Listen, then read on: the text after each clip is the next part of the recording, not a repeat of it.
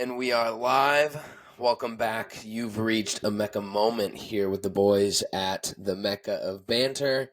Here to recap maybe one of the worst performances I've ever personally watched from St. Louis, but I'm not trying to rip into it off the jump here.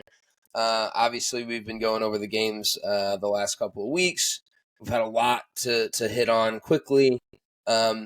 And I think we had more thoughts on this one than we've had on the last two combined. So we wanted to hop in the booth, provide some insight, jokes, comic relief, lightheartedness. We'll see what we can do. We'll check in. Yo, what's up, brother?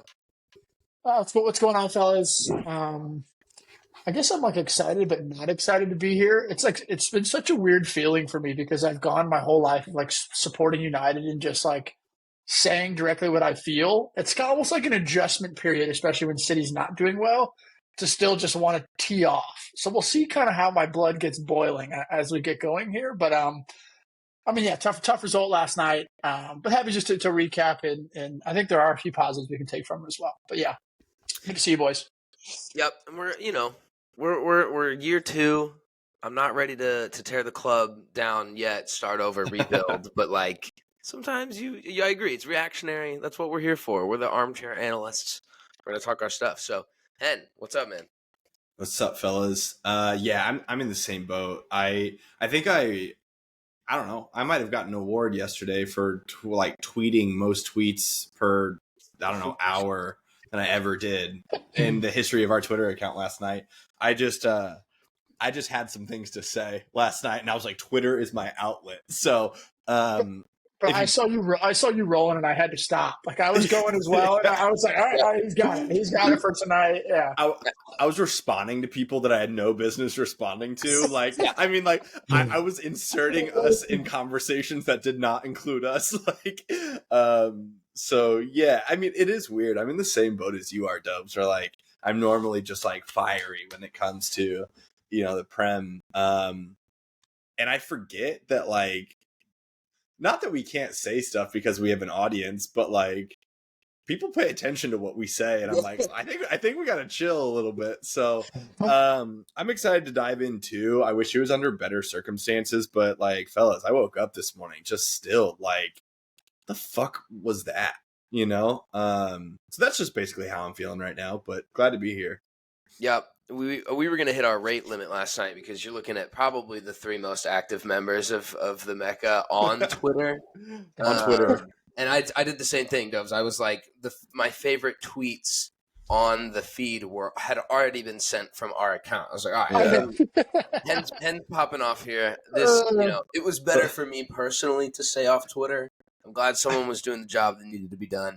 But yeah, I sleep with my phone in a different room, and I was like, this is way too much information. But we're we're getting ready for bed because it's 11:30 or whatever it is, and Paige is in bed, and I have my shirt off. I'm just in my boxers.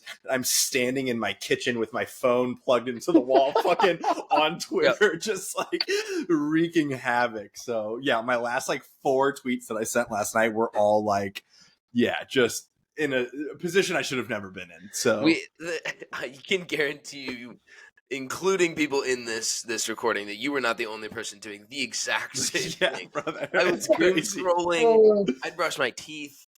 Night was over, and I was just getting angry. 100%. Let's go through it. St. Louis City lost 1-0 last night to Houston Dynamo FC, 2-2 on the aggregate. Away goal rule takes Houston through. And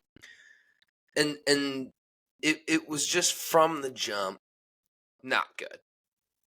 We saw the lineup, and I'm cool with rotation, and we have to rotate. I'm going to continue to come back to this, and I was explaining it to my girlfriend just that we're playing these guys because we have to. We've got an injury bug a little bit on the back line. There's things that you can't control, and fitness is super important. We saw that it played a huge role in our run last year. So, rotation. That's just what I'm ending all of this with. But even with rotation, you want to play a style and system. We saw the lineup. Watts is playing out of position at left back. Derwinski in at right. Wenzel, Nilsson, who was a surprise in my mind. Totally. Wenzel was not. We had Durkin, Kojima, Vasilev, Ostrak, Big Sam, and then Klaus. So we could have scored goals. Like the personnel was there, the instructions weren't there. Like the style wasn't there, and it was just unbelievably frustrating. And we're the team that always, we never want to have a ton of possession. We never dominate possession. We're never asked to break down a low block. We kind of do that. So to a certain degree, that's fine. The press wasn't there. I've said this twice now. Not a whole lot of gigging in that press. It was pretty empty, but yeah, like hop in, just find where you think. I feel like for me, obviously we knew there was going to be a ton of rotation, and I tweeted this yesterday from the Mecca account that oftentimes these knockout games they come down to the coach, and I know I'm sure you guys have your thoughts on just Carnell and how we set up, but with the away goals, to me the approach that like you take in this game is you score once, you score first. And I know it's not like analytics, there's so much more to the game, but you score first. It's extremely hard for Houston to even get back into the game at all. Yep. And so to me, I just don't understand whether it was by design, whether it was tactics going into the game to sit in and not necessarily go for it. Like to me, I think we should have come on and go for it. You go out, you score a goal. All of a sudden, Houston is playing on the back foot. They're down 2. You have that away goal. They need 3 to beat you, essentially. Like that to me is just what we should have done. And it's even more frustrating. And I do know it's late in the game and we're chasing it, but we got into the game with ease. Like once we went down a goal, like we kind of got into the game and got in a little bit of flow and started attacking with ease. And that to me as a fan is even more frustrating. Because to me, why not take the game in your own hands and say, let's go score a goal? Like we're already decently defensively sound enough. We typically hit from the counter anyway. Like that's just how we play. Yeah. We're expecting to not have the ball. But to me, it just didn't seem like we went for it at all. And then all of a sudden, Houston scores in the second half, and we're playing. Then all of a sudden, we need that away goal just to bring it back. And it's like you're already down at that point. Not that you've already lost, but to me, that's where you kind of already have. And so the approach, whether that be Carnell, and obviously he deserves some criticism with the setup and sort of the personnel he played. Injuries aside, that Houston team was very injured as well. Like very, very, very injured as well. And to me, that's one of those away. You can't sit there and say that the stadium was an environment that was tough to play in because there was nobody there. So why not go for it? I would have loved to see us in a knockout stage game, go try to score 1 or 2 goals, and then be able to sit in those 2 blocks and defend a little bit. But we took the exact opposite approach, and it turned out to bite us in the ass. It's a microcosm of bigger things going on, isn't it? Like where you're just looking at the issues that now we've seen through 3 games, and the latest installment was blatantly obvious of, you mentioned it, of just wanting to see a system, you want to see an identity. Can't find it. I take us as three lads who watch a lot of footy. I think that we can at least see kind of what we're trying to do whenever we're watching any team. And well, let me back up. Any team that's not us, we can pretty much figure that out. But it's been insanely difficult over the last 3 games to figure that out at all of what the game plan is. And I think it's so frustrating in that. And Dobes, you hit it spot on of like, you do go for, you make it difficult with the away goal if you score. But to not even look like you're trying to make it dangerous at all. It doesn't make any sense. And like, I mean, for the majority of the game, like Kojima looked like he couldn't find the game at all. Like Ostrak was a ghost again. That's like the 3rd time he's seen the pitch this season in 3 games. And you haven't noticed a single thing that he's done. Like, it's just not good, man. And I can't even tell, like, Wenzel came in and put in a shift, but I can't tell if he actually put in a shift because it was a good performance or it was because everyone else was just like dreadful and he just put in like a 7 out of 10. Like, I don't know, man. I can't figure it out. This Klaus is a 10. I can't figure that out. It's just tough. It's just tough right now. We've said it a bunch. I've said it a bunch, at least, and the 2 striker thing makes me so angry. But I saw a quote from the Big Sam after the RSL game that he really likes being on the pitch with Klaus. He thinks they provide a great dynamic threat between the two. I haven't seen that. Yeah, but I I mean, agree. Not a single thing. no, Dove sent a text in at one point that happened in the second half, and it was Klaus picking up the ball, wide, really wide, and a little It bit was deep inside our own half. inside our own half. Picks his head up, bombs one to try and find Sam, and it didn't connect. We having our other 9 send long balls to the other 9, like that. There's a problem there. it's not good. That's an issue. I thought you made a good point about Wenzel. I thought he played well for the circumstances. I thought he looked like he deserved a shout to be there. I also think we only saw him have a decent performance because he was in it the whole time. Like Totally. he was so Yeah. active, and he and Nilsson played for 44 minutes. That injury hurts. Brother. That one really hurts, and at that point, I don't blame Carnell because he was put in a rock and a hard place there. Like we just called up our emergency young center back to play this game, no question. But our other 3 center backs are kind of hurt too. So Yeah. like that was tough, and to have Nerwinski slide over, man. Oh, Could have ended it there. that. Couldn't have ended it there.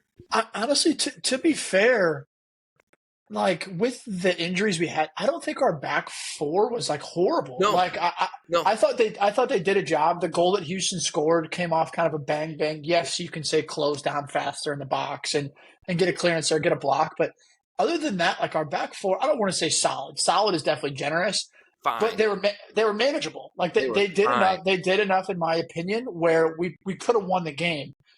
I think when you look at like the performances, like Wenzel was solid. He was great on the ball. He made a bunch of key blocks. Nerwinski was kind of okay, put in a tough spot, having decided in center back. When you look at Kojima, everything that I've seen from Kojima, whether it be preseason, whether it be Wake Forest, he's a guy that thrives in a team that has the ball, like that keeps the ball, that can play. And he did some good moments last night where he was pressing tight and he kind of like got to his spots.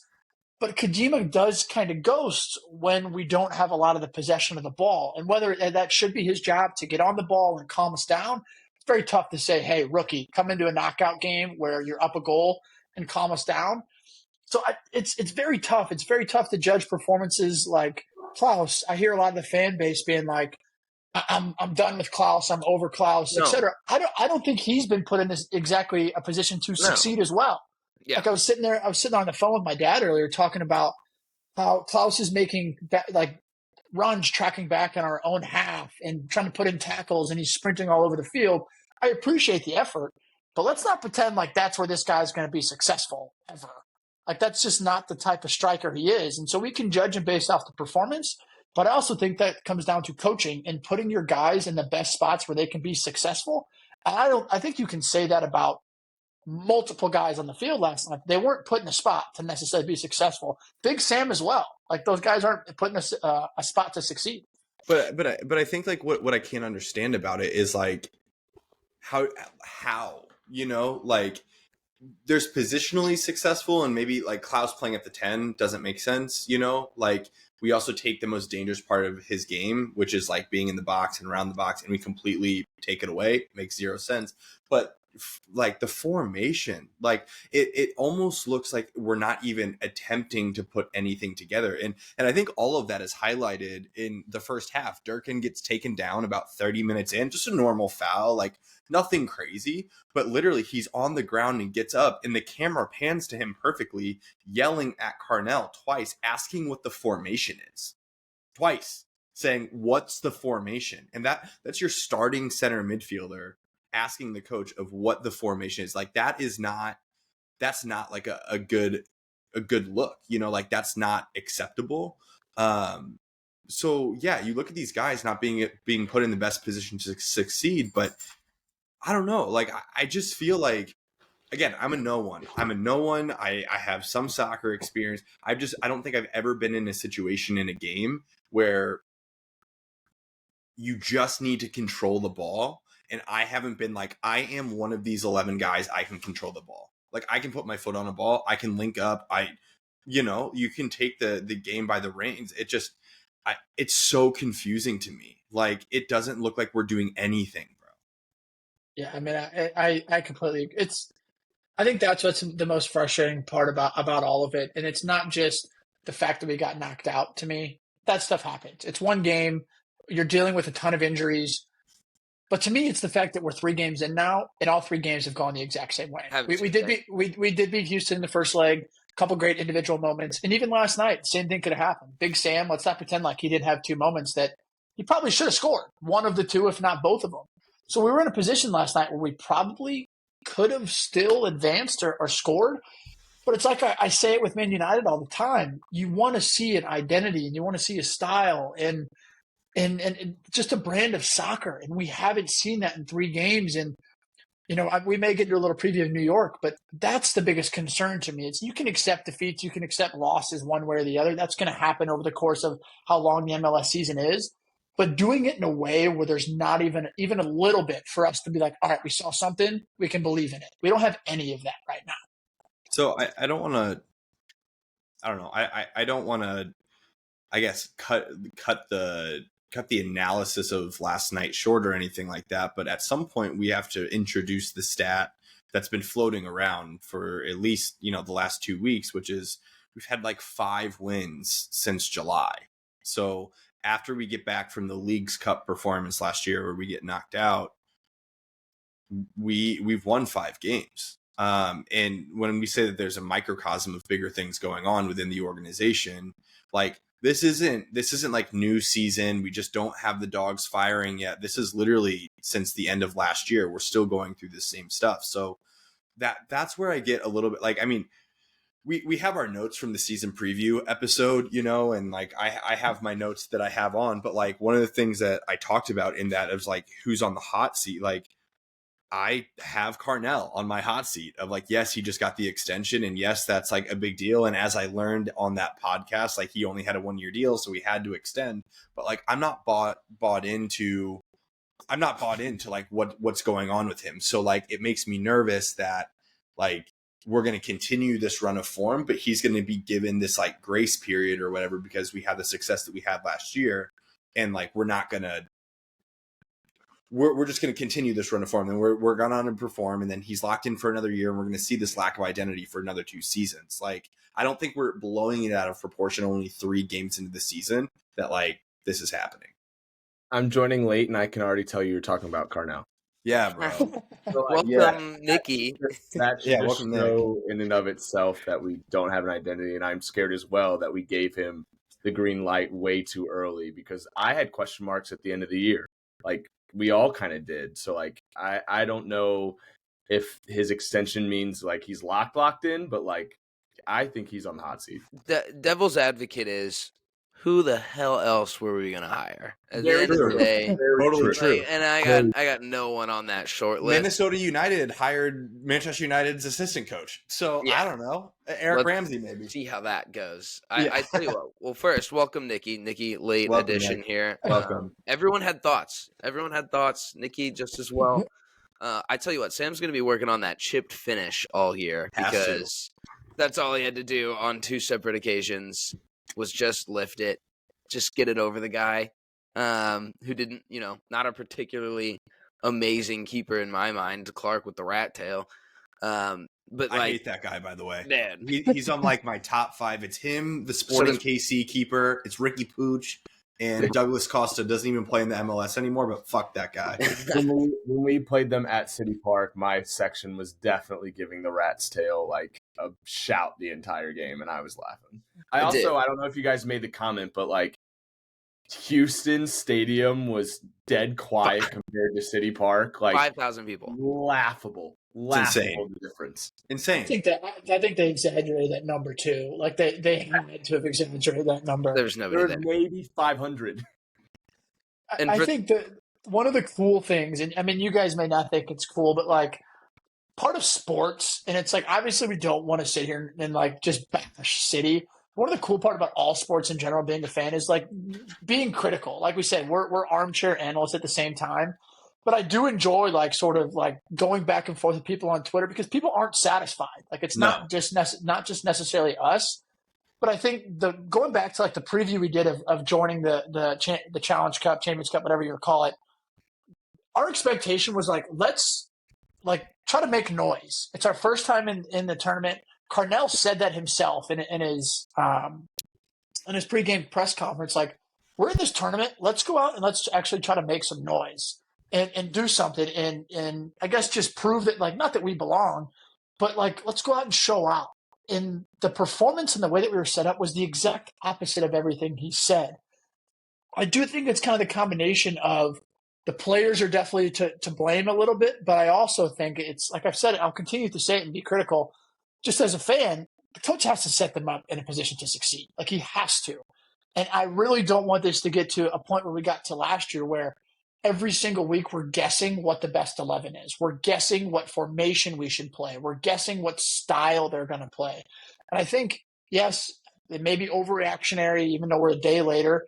But that to me, as a fan, whether it's Man United, whether it be the Cardinals, whether it be the Blues, no matter who you support, like that to me is the biggest concern is that you never, like, you don't know what you're going to get from this team. And so fans deserve to be critical. And I'm kind of happy to see it that a lot of people are. This was the first week on Twitter that I've seen just mass exodus. Everyone was pissed. For sure. Everybody was pissed. Yeah. Even and not to. I like the guys that do a lot of the in-depth analysis coverage. I like Matt Baker. I like the Flyover Footy guys. Good people. I don't find that they get as critical. Definitely not necessarily for a reason. I think we're following our lead.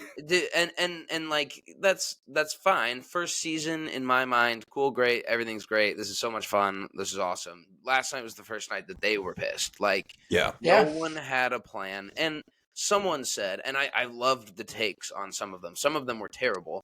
But others, like, whoever, this guy said, we've started with a new formation. We did not run a lot of two-striker situations last year. We had kind of a set formation that was a little fluid. What did we do during preseason, bro? Yeah. Where was was that? If we're going to start to do tactical differences and make and set different lineups and use the strengths of our team to the way that I think Carnell is trying to do it, nobody came away with the 5 games we played like, okay, I have a grasp on what we're doing here for sure. Nobody did. No. And yeah, it's just tough. And I know that the Carnell has to take responsibility for it, but I think you also have to look at, Carnell can't do anything on the field with those guys. The players have to have the IQ to do the right thing, to find the right passes, and they're just not doing it. So I don't know what the fuck was going on in preseason. I don't know what we were doing. I don't know what the plan is. But also you have to look at some of those guys, man. You got to look at the middle of the field. You got to look at like why we can't connect anything. So yeah, the mass exodus thing I think will only continue. And I do have a feeling that if we don't like put on a show in for New York on Saturday, it's gonna get real bad. I made a point to Monica, my girlfriend, last night, and she was, I was just explaining why I was angry, which is a lot of these points. And I was like, the first season was great. Everyone had so much fun. But these are St. Louis fans, bro. Yeah. We're forgetting that we're some of the most critical. They booed Jordan Kyrou after he made one poor comment about the former coach that won us a Stanley Cup. They booed him in the home stands. Like, you forget that we are savages. I was going to say, I might have also said some pretty mean comments on Instagram and Twitter about Jordan Kyrou as well. People forget, man. People forget.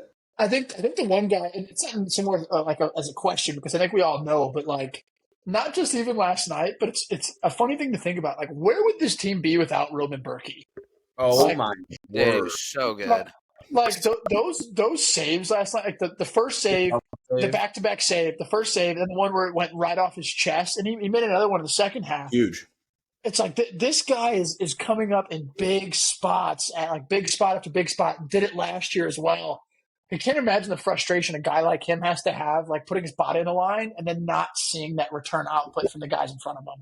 It's insane. I'm thinking he's running our back line. Like I do not see any of those other guys like taking command. Like I guarantee you Roman's calling out a lot of those calls. Has to. especially he doesn't have without any other Parker choice. and Nilsson. Like, I also got worried that like low-key at the end of the game, I thought he hurt his elbow when he had that one Oh, save yeah. out, and I was like, brother, if that's another injury, fuck me, scrap man. the season. Yeah. I guess to switch it a little bit on you guys, was there anybody in your mind, and I know there wasn't a lot, let's take Berkey out of it, but like anybody in your mind that like did have sort of a positive performance last night? Like for me, I did think Wenzel was great. Yeah. Great is probably an overstatement, but for the position he was in, I thought he handled himself fantastic. So he might be my only one. You guys have anybody else? You said it Yeah. perfectly. I think he had a great performance considering like first game into the squad. Like I was impressed by him. By no means was it like an outstanding performance, but like I think he did a good job. I don't know who was tweeting last night from our account. Yeah, you missed the beginning when Hen said it was going off. I was popping off, brother. About Struck being a ghost. Yeah. I will say the only bits of like spark I saw offensively started and were created, I thought, from him. Like there was a couple of times he got into the box, he made it down to the byline and was crossing it back into the box, and like people were mistiming their runs, people were getting on the ends of them, but there was a little bit of spark I saw when he was on the ball for their spurts, and so that's why I only made a mention into it in our group message, because I thought he had moments of brilliance, but by no means was there a lot of them. Like means take over the game or anything like that. But I did see a little bit of spark there. My only other guy was Mark Koenig when he came on the field. He didn't start the game, came on in the second half, and I think that I don't even know if this Dyer guy is even real anymore. No, like, dude, haven't even seen a sniff of this guy, but Mark Koenig is really locking it down. I thought he came on the field and made some great defensive plays and made some great attacking plays. Wenzel, Mark Koenig. I don't know. I thought Durkin was handed an impossible task last night, and he did okay. I again, not stellar, but he was the one that was showing fight per se. Like he was getting heated on tackles, he was making the tackles, he was getting fouled, getting up, getting pissed. Like there were moments where I saw him want to be that guy and shift in and out of positions, but I think he was handed the impossible task of being a lone six with, maybe Kojima was next to him, but Kojima was no help. He was chasing shadows for a while. And that's not, I don't think that's a discredit to him. I think we've liked what we've seen, but he could not find the game. The game was passing him by. You remind me of that to me is it's just like, and I don't want to just continue to bash Carnell, but it's like Durkin, a newbie, and Kojima, a rookie, become your midfield two pairing. Guys who have maybe played a total of like 180 minutes in preseason games, like total. And they're supposed to be your two guys to like dictate it's just like, that's the stuff to me. It's like, I said at the beginning of this podcast, guys are put in impossible positions to succeed. And as former players ourselves, like we've been in those spots where you go into a game and you don't necessarily feel good about the game. And I don't necessarily think these guys will ever come out and say we didn't feel like the way, but I can't imagine that seeing the lineup and seeing the way they're playing, that these guys like had confidence and say, we're going to go take this game. I think you could tell by the way they were playing, they didn't. Yeah. There's just no will to win, no confidence, no anything. Like it's just, I'm still like sick about it. Like honestly, like we've been talking for 30 minutes now, and I'm still like, fuck that game. That sucked ass. And like you better believe I'm going to be in the stands on Saturday, giving the players, especially giving the referee. I'm just going to be yelling the entire game because I need to see a performance, man. I need something in the first 4 games of the season to just like be even slightly convinced that this is going to work. So go ahead. No, you're good. Oh, I was just going to say that it was just nice to see Yarrow and Parker both on the bench. Like to me, that you know what I mean. There's like sort of a positive. The fact that like Parker was like on the bench, like of course you don't want to use him, but the fact that he may be available Saturday and like Yarrow, you saw him get banged up. The fact that he may be available, it's like with Nilsson going down, we're not necessarily in like panic mode yet, and just them being on the bench was a positive for me. Dude, totally. We're 2 games away from panic mode to me, and I agree. Straight up. I forgot to say this earlier, but It was, you all know the feeling. You get up at 6:30 to watch your European team play because it's the early time slot, and you're kind of excited, gonna be fun. And Those are then my by favorite games, man. Absolutely. 8 a.m. you lose, and you are absolutely Fuming. unfuming, and your weekend is over. Like, you are no Yeah. longer the most fun person you were for the rest of that weekend.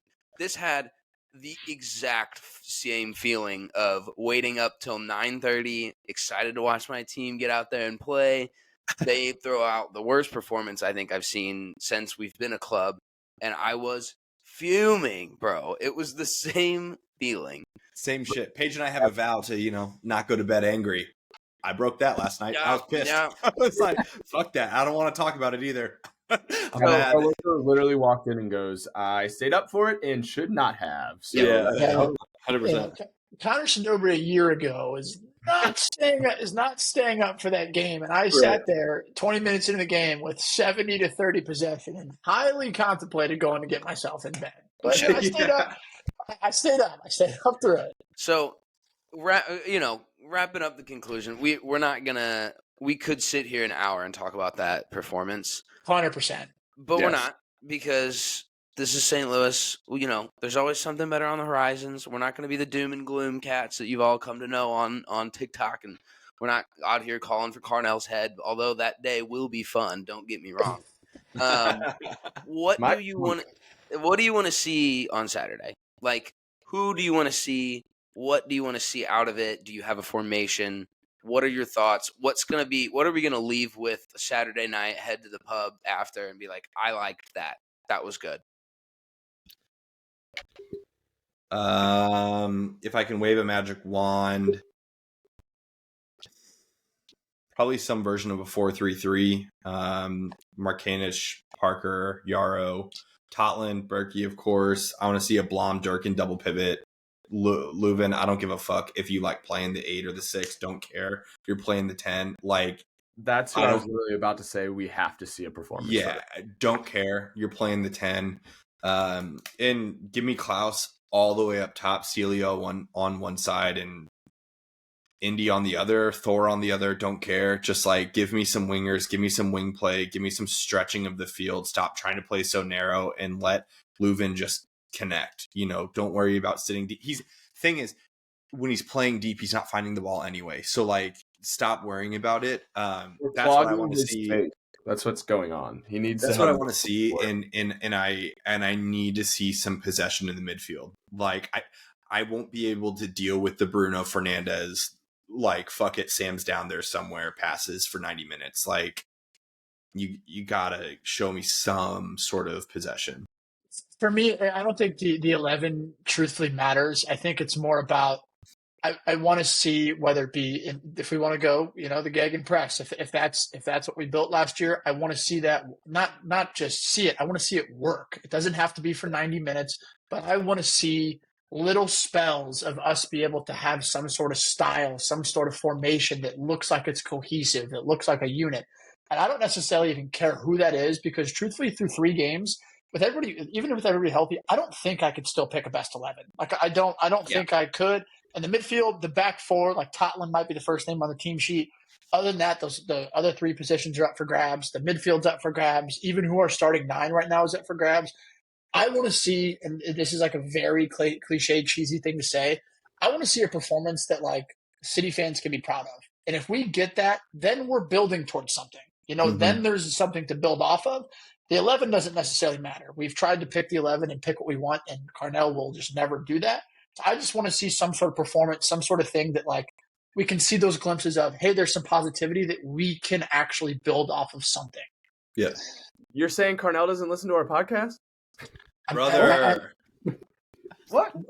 That's why we Bradley, can't be that wild. Bradley, listen now before 2 weeks, and we're calling for your head. Now's the We're time. trying to bro. warn you.